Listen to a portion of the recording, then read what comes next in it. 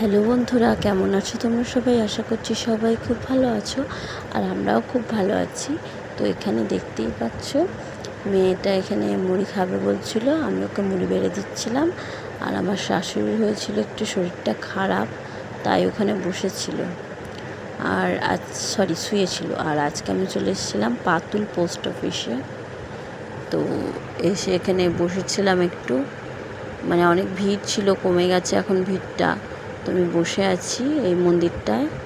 আর তারপরে এই যে আমার পিসিমশাইয়ের সাথে গেছিলাম পোস্ট অফিস। আর আমার পিসিমশাই পোস্ট অফিসে চাকরি করে, তো মানে চিঠি দেয় পিয়ন।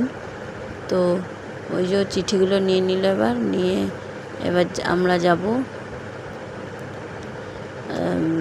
মানে যাওয়ার পথে পিসিমশাই দিতে যাবে বললো। আর আমি একটু ভিডিও করে নিচ্ছিলাম লুকিয়ে। পিসিমশাই কিন্তু জানে না। তো তারপরে চিঠি বিলি করতে করতে আমরা চলে এসেছিলাম বাড়ির দিকে। এটা হচ্ছে মাঠের দিকে, আমাদের মাঠের দিকে রাস্তা দিয়ে যেতে হয় পাতুল।